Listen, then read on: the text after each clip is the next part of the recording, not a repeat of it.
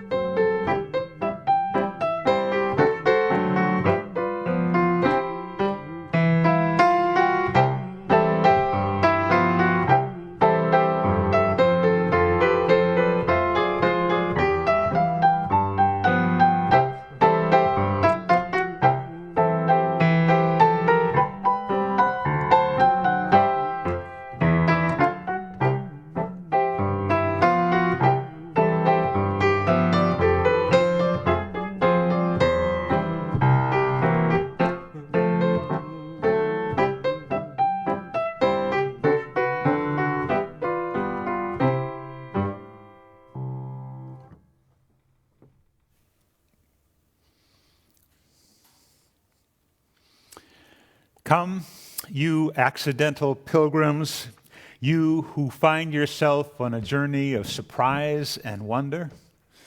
Come, you who enter to take the deep breath of liberation.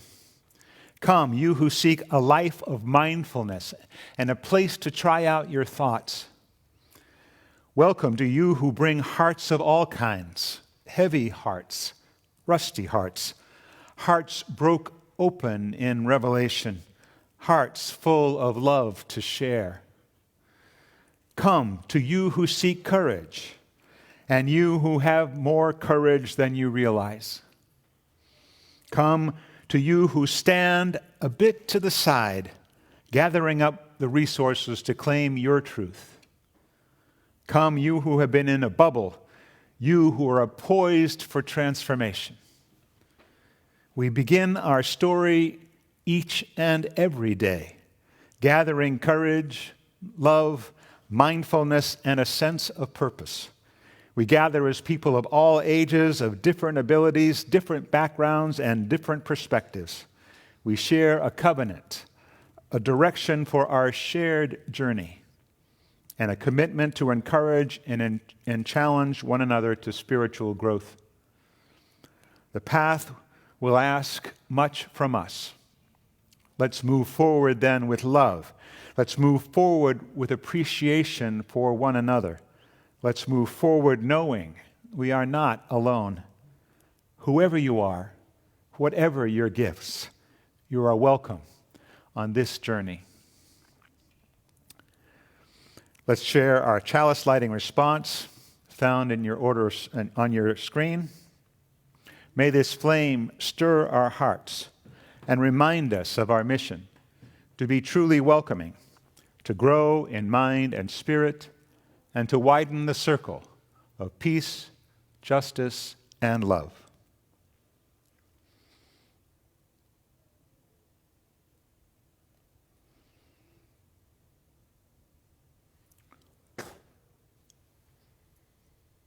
And let's join together in singing our opening hymn, Come and Go With Me. Come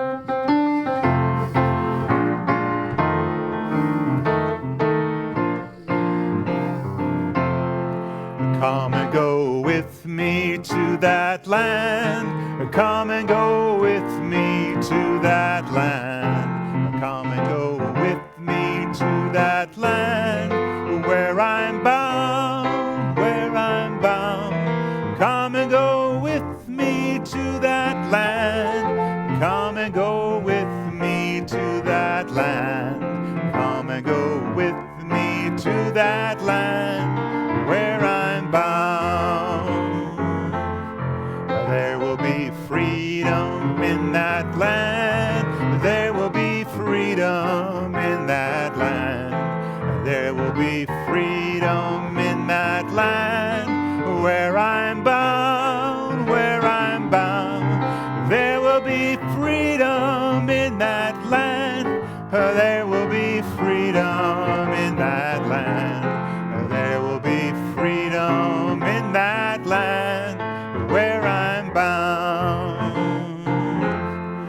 There will be justice in that land. There will be justice in that land. There will be justice in that land where I'm bound, where I'm bound. There will be justice in that land. There will be justice in that land. There will be justice in that land where I'm bound.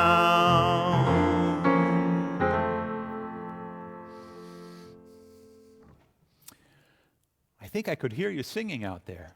I hope so. So yesterday morning, we had a wonderful workshop with our guest today, Chris Crass. We were engaged in conversation ranging from a conversation about the people who inspire us, how our families talked or didn't talk about race, and how our culture teaches us about racism and other oppressions, affecting not only those that we identify as the victims of such oppressions, but how it affects us as well. It was a wonderful workshop. We had about 34, 35 people, all engaged to the end, really very energized. And that as a result, I believe, of our workshop leader and our guest this morning, Chris Crass.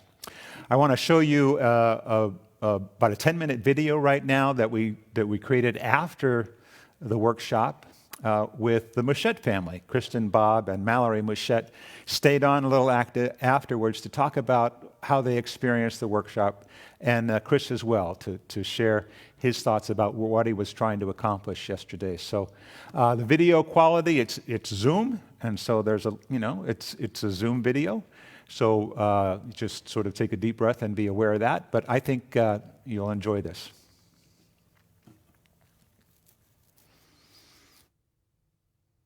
So we're here in the beginning to share with you something that happened yesterday in the workshop with Chris Crass. I introduced you to Chris Crass a little earlier, but here he is in Zoom format, along with the Mouchette family. So we have Kristen and Bob and Mallory Mouchette, who all participated in the workshop yesterday, and we're really here to just sort of share what happened, both individually and collectively. So I'll hand it over to Chris, who can share a little bit about what he was trying to accomplish, and then we'll find out whether we were able to do that. All right. Well, thank you all so much. And it's beautiful to be here with your congregation.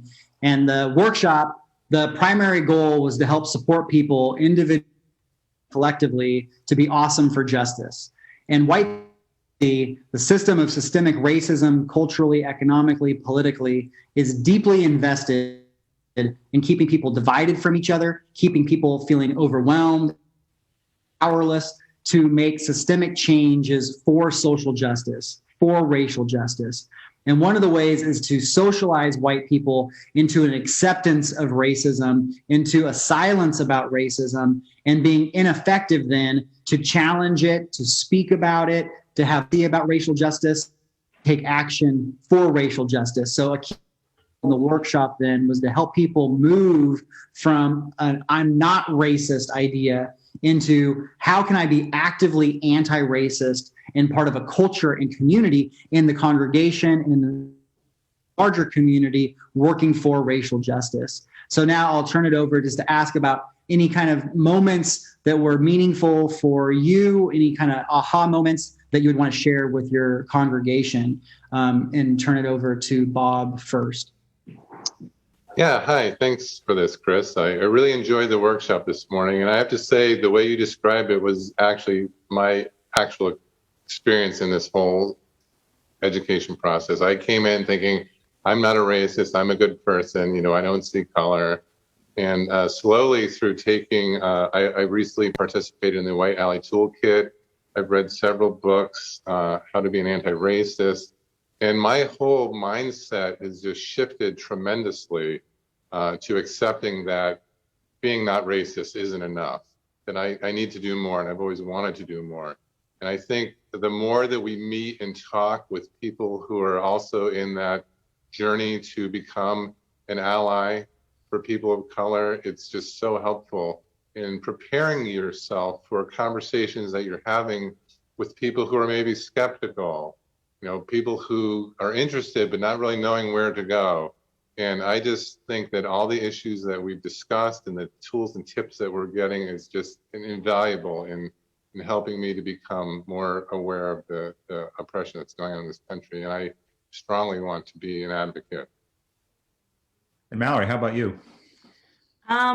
Participating in this workshop with my parents was a great experience. We definitely our past, my childhood was in a mostly white middle class, upper middle class neighborhood, and we were the family of not racists. We, were liberals. We, didn't say negative things about people of color. It just was never really talked about, never purposeful conversation or action about how to be anti-racist. And we're learning that together now, and learning, these values of talking and sharing experiences honestly and listening with compassion has also helped our relationship in general as a family to work through problems together and share things. So it's been really awesome.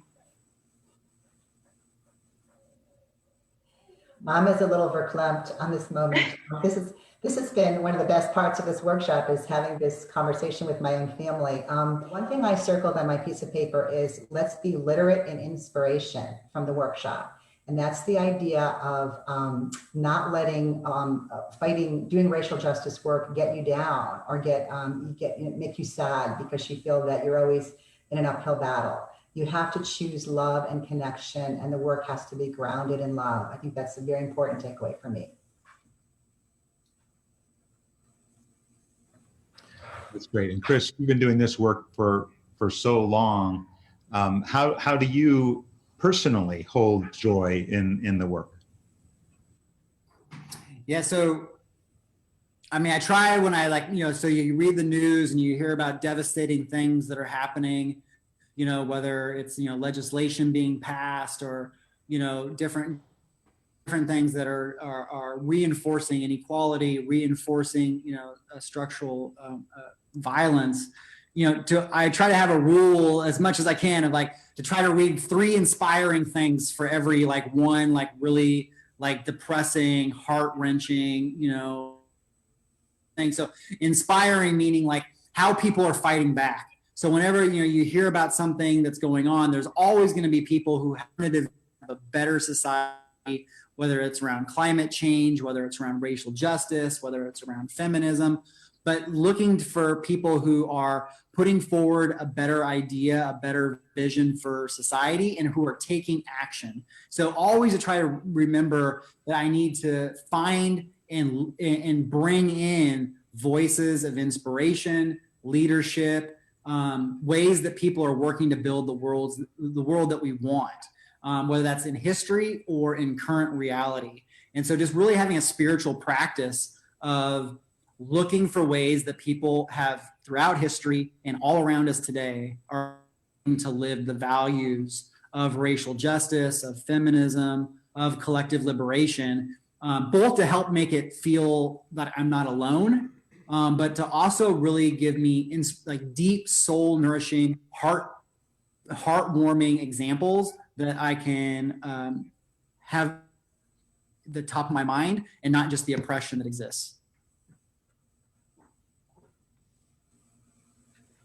And that's not necessarily easy, because you have to really be intentional about it. And I think that's what we're learning all across the board, that it's not enough, as you said, to as Bob said, to not be racist. It's important for us to be more intentionally anti-racist in everything we do, in each step. So anybody else have any closing thoughts, anything that's sort of bubbling in your brain right now? I think that the best part of these workshops is that we get to practice it in a safe environment, where we get to get critiqued by our peers and say, well, maybe you shouldn't say it this way, you should say it that way. It really helps prepare me for going into conversations in real life, where I'm hesitant now to engage anybody because I don't think I can speak articulately enough about it. And these workshops just help you gain confidence in your ability to address these issues. Because like I said, you read about it in a book or in a workshop or in the workbook that we read, and it sounds great on paper, but when it comes down to doing the exercises, it's a whole different matter. So the value of these workshops to me has been, I just can't say enough about how great it is for anybody who wants to become an advocate, that this will help increase your confidence, certainly give you some more. I've got pages of notes of, if somebody says this, here's how to reply to that in a non-threatening way. It just is so much good information that you collect and have in your tool belt when you are going to be facing people in the real world. So I just think it's fantastic that we're doing this. Great. Yeah, I just want to say really quickly that, first of all, I was really happy with the amount of people that came to the workshop. I thought it was a really good representation. I'm glad that people from United Church of Christ came. I'm really looking forward in doing some interfaith work with them. They want to join us in the small groups. And I thought it was really interesting that by the end of the workshop, people were really sort of hanging on the idea of, well, what we understand that white supremacy is bad for Black people and people of color, but why is it also bad for us? And why is it they really were starting to understand the solidarity of the issue? And I think that we almost need to, that's got to be our jumping off point next time, is that whole issue. And also how patriarchy and other oppressions are tied to it. A lot of people were asking about that. So I can envision another workshop for that being the title. Absolutely. All right. All right, Mallory, any last words? Yeah, just I'd like to say this is the first workshop or any sort of real formal anti-racism training that I've participated in, and I really liked it. I thought it was really honest. People were really honest and generous with their experiences, and that helps you to not feel alone, as we talked about being important, and it teaches you actionable things, what to do next and how to move forward in your work. So it was, I thank you for letting me participate. That's perfect. Thank you. Let's join together in singing our centering hymn, How Could Anyone, by Libby Roderick.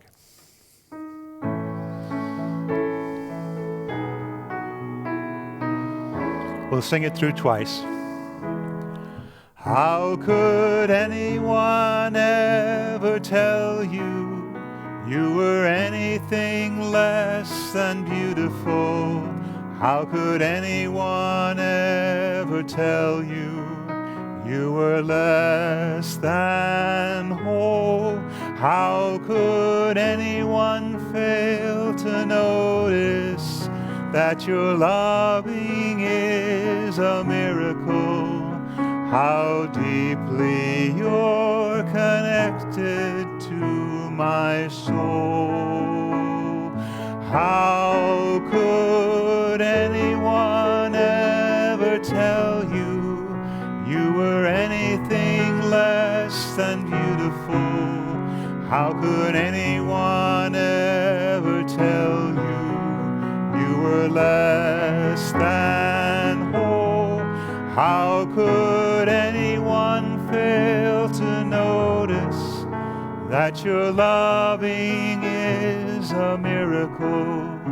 How deeply you're connected to my soul.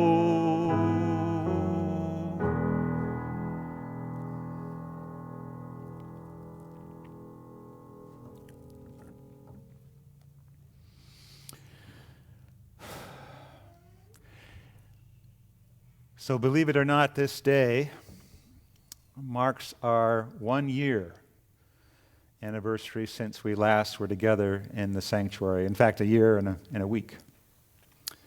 We made the decision not to be together in person in the middle of March last year, and here we are in the Ides of March this year. And at least, and then we had an idea that maybe it wouldn't be such a long haul, and we've sort of discovered differently, but now at least there is some glimmer of hope, glimmer of light at the end of the tunnel. Our board has started to talk about when and how we might come back together. So, and we understand how well the vaccine is being distributed, and so we have some hope. But we also acknowledge, having often talked about those people on the front lines of the pandemic, on the front lines of social justice as well, we also acknowledge that each and every one of us has been on the front lines of isolation, the front lines of loneliness. We hold each and every one of you, and I know you hold each other in your hearts and minds.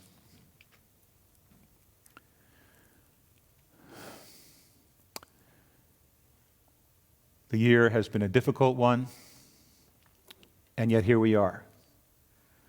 ready to take the next step, ready to join together whenever we can in person or virtually, in fellowship, in growth, in learning.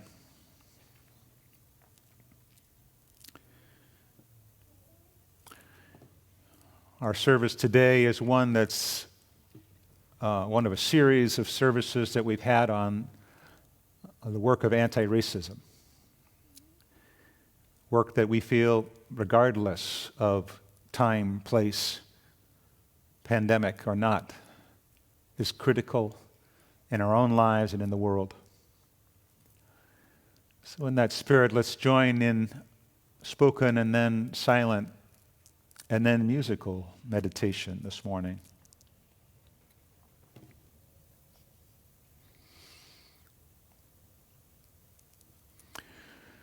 Spirit of life and love, we sit together grateful for the companionship of our fellow travelers and mindful of the joys and sorrows that line the pathways we traverse, alone and together. We pause in this moment on this day to consider the journey of collective liberation, sometimes believing the road too long, too hard, too full of pain and discomfort. We hesitate, struggling or not, to break the many bonds that hold us to the way things are, in comfort, in fear, in weariness, in greed, in uncertainty. We hold only the faint hope of one day crossing the threshold into a new land where freedom and justice prevail, unaware that the threshold is at our feet, here, now, in this moment, every day, waiting for us to cross.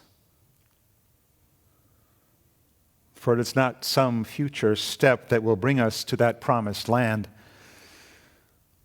but the first, taken with intention, in love, in companionship. That first step across the threshold that will make all the difference. Let's share a few moments of silence together.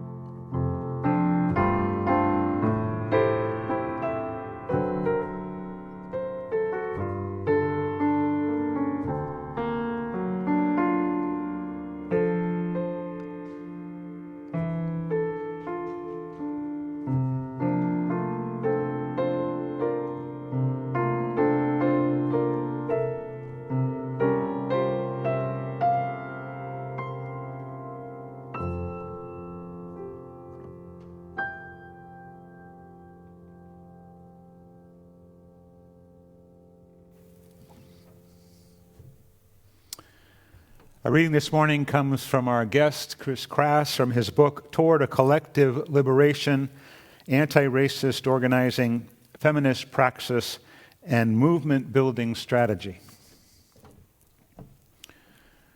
We must remember that our ultimate goal isn't to effectively protest injustice, but to win and create a just society. For many of us, our political work is focused on resisting that which we oppose. This is necessary and vitally important. What we usually aren't as prepared to do is govern based on what we are for. By govern, I mean bring leadership to help run organizations and institutions, large and small, in our movement and throughout our society. By govern, I mean moving from opposition to illegitimate authority based in systems of oppression to generating and practicing legitimate authority based in systems of liberation. Many of us already do this, whether it's as parents, teachers, leaders in organizations and institutions, elected officials, and a wide range of other roles many of us play in society. However, much of the work we do that brings our liberation politics and values into our families, classrooms, workplaces, institutions, activities, businesses, governing bodies, and many other places isn't thought of as movement work. It is absolutely vital that the work we do that brings our liberation politics and values into our... It is absolutely vital that we build an activist movement, and we must also understand movement work as bringing our liberation politics, strategies, and values throughout society. While we organize to build a movement, let us always remember that our ultimate goal is a vibrant and healthy democratic and socialist society.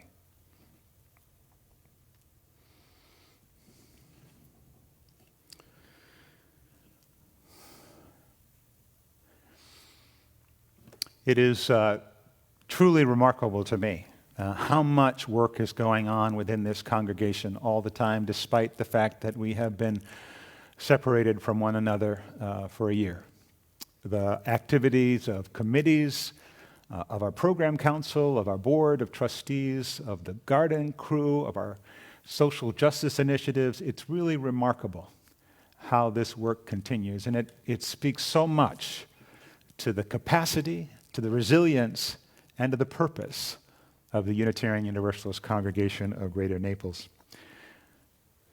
We request an offering each and every week, not as a place where you can pay part of your annual pledge, which of course we hope you do, but as an additional gift, an additional acknowledgement of all that goes on and your own personal appreciation of the weekly work that happens here.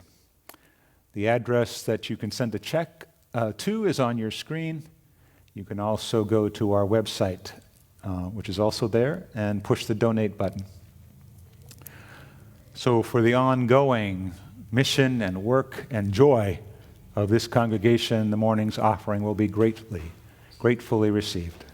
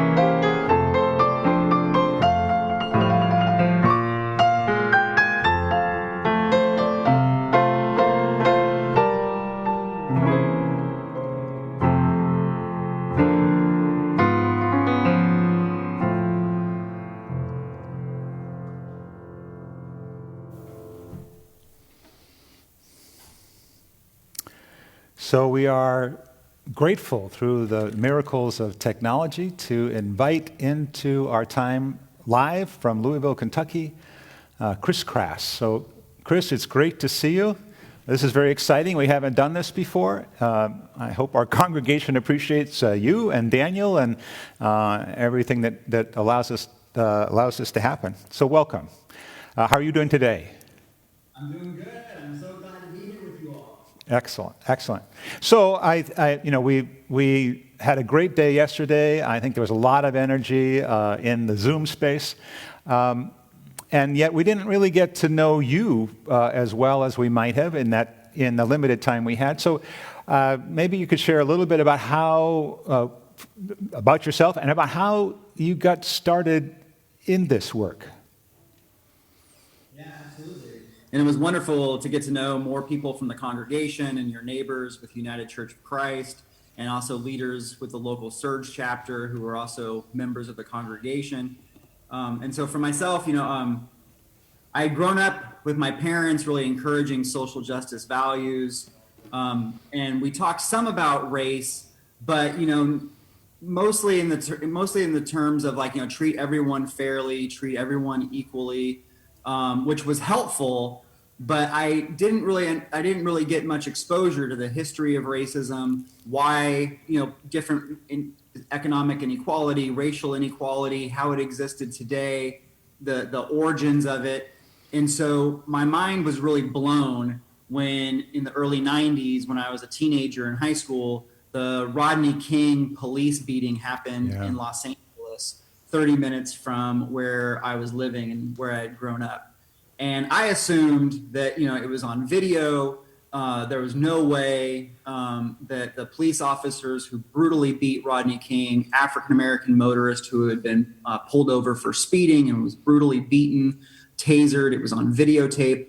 I just thought there was no way that something had to be done.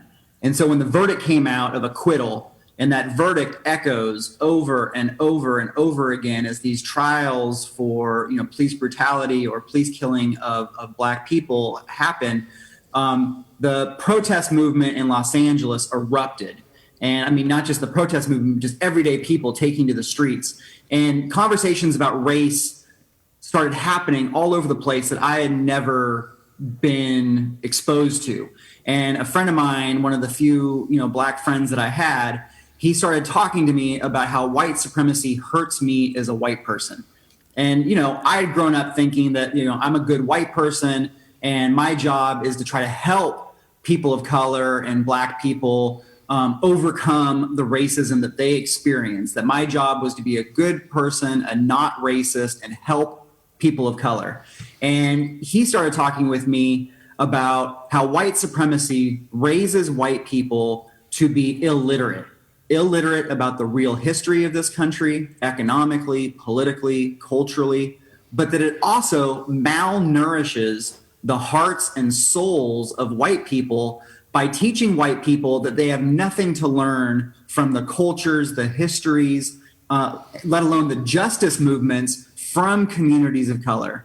And so he started introducing me to Black leaders. And, over time, he started saying things to me like, I'm not telling you about Ella Baker, Malcolm X, Martin Luther King, W.E.B. Du Bois, Septima Clark. I'm not telling you about these Black leaders because I want you to know about my leaders. I'm telling you about these people because they are your leaders too, but white supremacy has trained you, socialized you, even as a good social justice white person, even as a not racist white person, that you have been cut off from seeing these leaders as your leaders, that this history is here for you to learn from, to be nourished by, to be inspired, and to learn lessons. And then he also said that not only are you not taught about Black leaders, but you're not taught about white anti-racist leaders. And so when I started learning about white anti-racist leaders, I found hope. I found role models.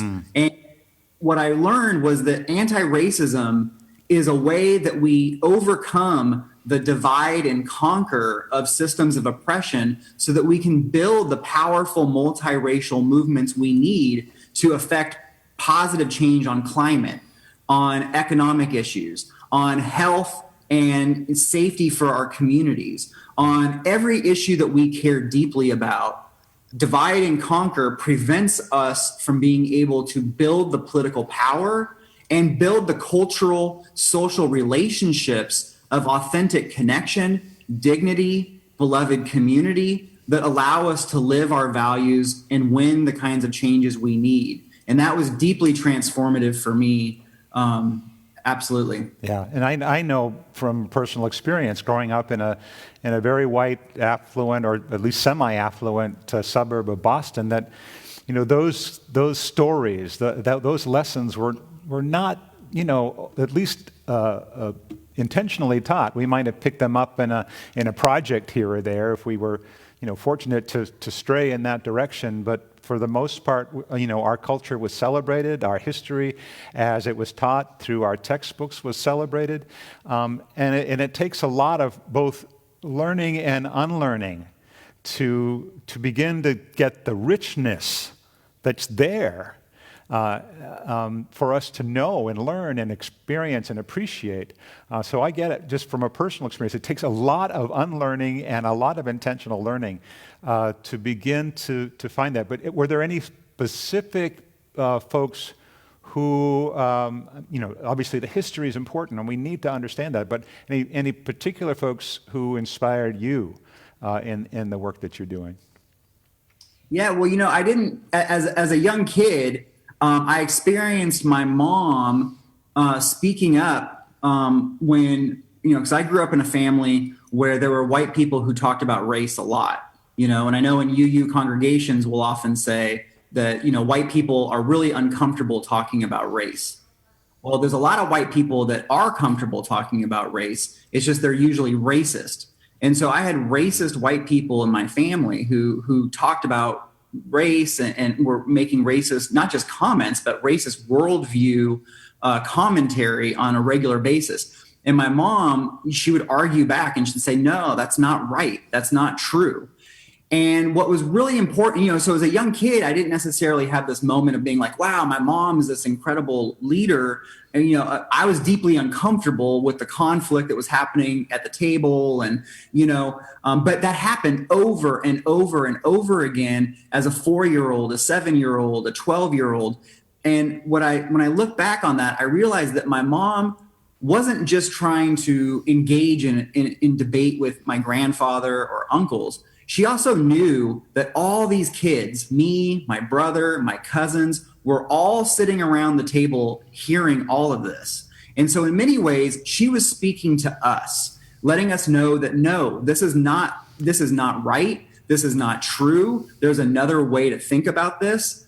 And that's what's really been such an important lesson for me around anti-racism, is that sometimes it's just speaking up in situations and saying, no, that's not right. Or what's even more important over time is to develop our racial justice literacy so that as white people, we can, as anti-racists, start speaking more proactively, helping shape conversations, share history, share information, share our values and our hearts about these issues, not waiting for racist comments to be made in our family or in our community, but proactively bringing our values and our hearts and listening to people as well. And so my mom did that. So she was a real inspiration. Yeah. But then 2 other people, Ella Baker and Ann Braden, were incredible. And I've got a picture of them right here. They're sources of inspiration for me. And they were leaders in the civil rights movement. And Ann Braden, white anti-racist in the South in Louisville, Kentucky. Ella Baker was a national organizer with the Student Nonviolent Coordinating Committee, Southern Christian Leadership Conference with Dr. King. And they organized in both Black communities, and then Ann Braden was organizing in white communities. But they shared a strategy and a vision for beloved community and winning systemic change. And so the 2 of them, the way that they worked together in Black communities with Ella Baker organizing, and then in white communities with Ann Braden organizing, and then bringing people together, was just an incredible inspiration, but also a lot of lessons to learn. Yeah. And, stepping back, Mallory spoke about it yesterday, and certainly, again, my experience, we didn't talk about this. at all. And there wasn't anybody at the table stepping forward and saying, if somebody made some comment that wasn't really appropriate, nobody said anything. And it was left for us to learn from the culture, from the dominant culture, the stereotypes and everything else. And as we were taught to be good people, maybe with some empathy we began to understand that this wasn't necessarily right. But again, the role models are so critical, and that's what hopefully we are beginning to see now. People spoke up yesterday about Ellen Hemrick in our congregation and the work that she's doing and has done for so long. So I absolutely get it. When we talk about how, and Kristen talked about the jumping off point for the next workshop, how racism affects us as white people. And certainly the lack of the richness in our culture and our history is sort of like the first thing that's popped out already today. But how else do you see it, racism, as affecting us? How does it become our collective liberation then to work towards a beloved community where, in a multiracial democracy that you talk about? Yeah, absolutely. And so, again, part of it is there's like this history of white people and white culture, but it's a particular kind of white culture and in white history that's rooted in systems of oppression. So it's not learning about liberation leaders who were white, who joined in multiracial democratic struggles with Reconstruction after the Civil War. We're not learning about Anne Braden and her husband Carl Braden, who I mentioned, who are, working in white communities during the civil rights movement. We don't learn about those white people. We learn about white people that teach lessons of we need to turn ourselves into highly productive machines that create profit and go along with the way things are, that are good warriors for empire, for fighting wars, that are, suffocate our emotions, our vulnerability. We don't take risks, go with the flow. So there's all these lessons that are taught that aren't healthy for white children and white people in general as well. But they're lessons about how do you go along with the flow of a violent, structurally unequal society where there is mass misery in most communities, whether it's racist violence, whether it's economic oppression, whether it's denial of resources, healthcare, housing, education, but to go along with it and feel either powerless, isolated, there's nothing you can do about it, or just be, well, I'm an individual person who's not racist, who's not doing bad things, and so I'm just going to keep my focus here. And so we don't learn, even as white people, about how do we create a culture of dignity. How do we create and live our values as Unitarian Universalists?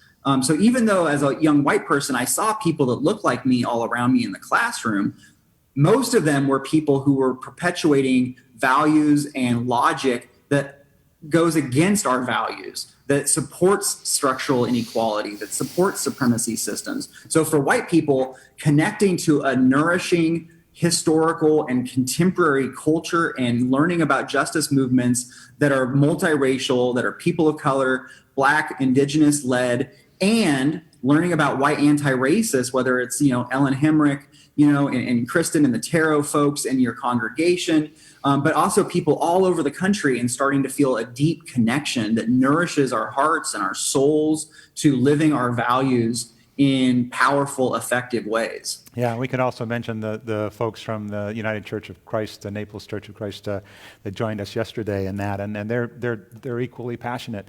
And again, through personal experience, and Kristen related this yesterday, we grow up and we maybe have a passion that we'd like to follow, but how often is it that we are told, well, you really should try something over here instead.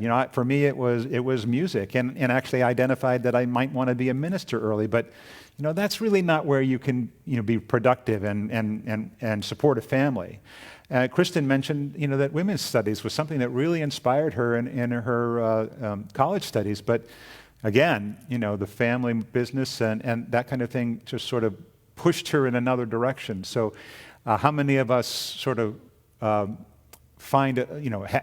pushed away from our passion towards a very productive way of living, and certainly, yes, perfection, experience and perfection, and we need to build toward that. I get that. So when we hope for people to sort of take the step across the threshold that's right here for us, what kind of things can people do, starting small, to just begin to feel good about the work? And we can talk also about the joy in this work once we actually cross that threshold that's right there. Yeah, absolutely. And, because I think part of it is that for all of us who believe in justice, part of our responsibility, and it's an opportunity, is how to build up that culture of nourishment. Because a lot of times as people who believe in justice, particularly, there's so much that is devastating, and can create despair. So that for those of us who believe in justice, there's a responsibility and opportunity to remember how much a culture of nourishment, of anti-racism being a source of inspiration and nourishment for our kids, for our families, for our communities, and that we need to actively try to do that. And so one example, for my own life was, thankfully, there were people in my life who kept pointing me in directions that I followed. Whether it was my mom encouraging me to take a women's studies class, like Kristen mentioned, or my friend who was teaching me about Black leaders. He was like, you got to take Black studies classes, you guys, Asian American, Latinx classes, and so I would take these classes and learn. And so being able to not just feel like we need to individually figure it all out,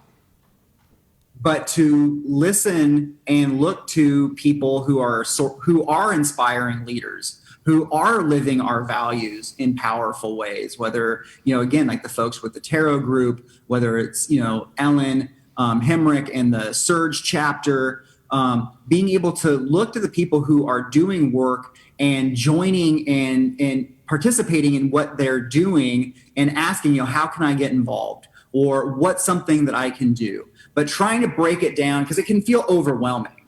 There's so much that needs to be done. So being able to be, what can I do?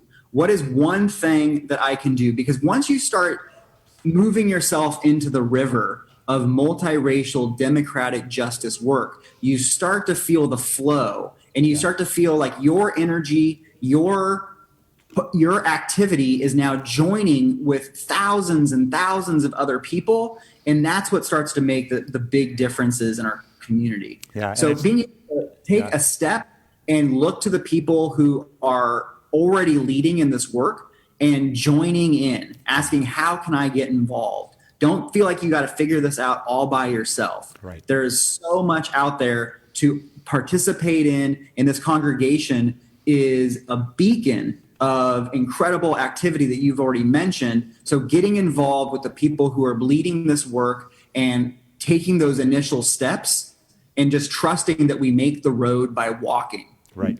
And there are multiple opportunities, and we have to acknowledge the people in the congregation who are working in their own volunteer capacity elsewhere, at Grace Place or Meals for Hope or whatever they're doing, that one thing that they're doing. Ellen's Mutual Aid Project, feeding 800 families a week now.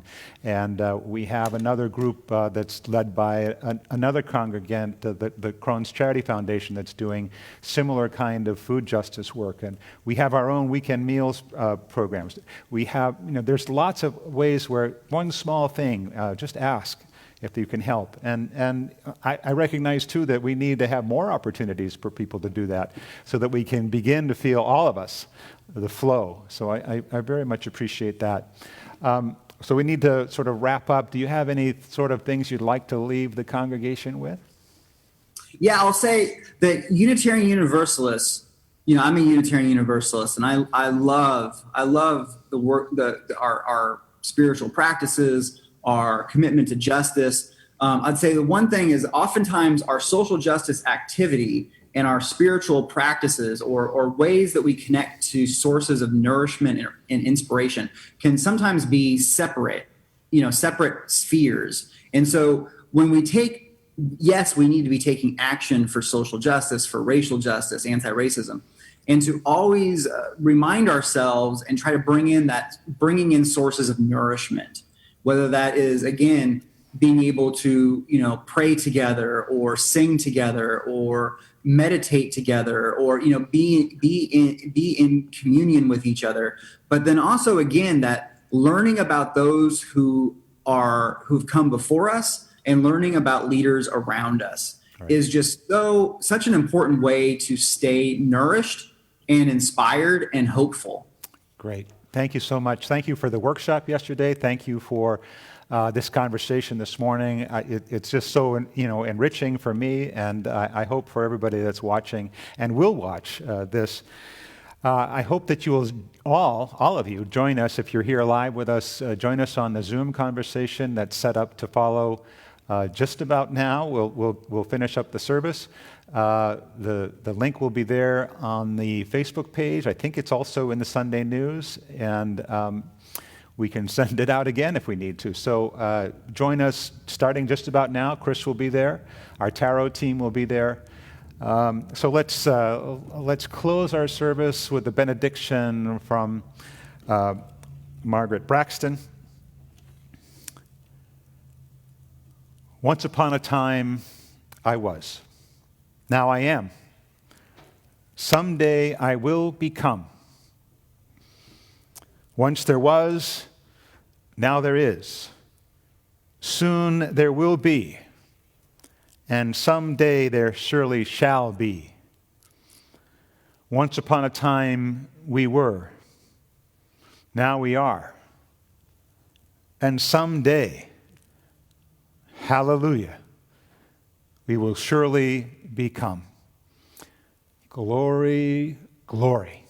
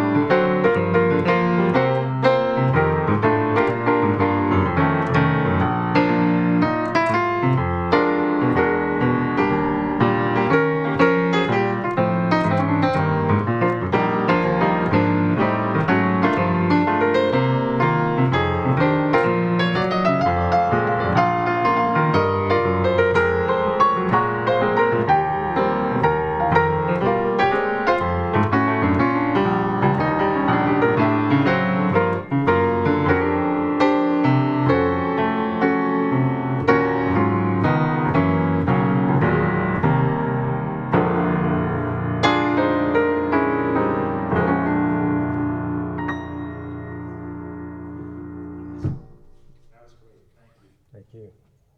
You off to...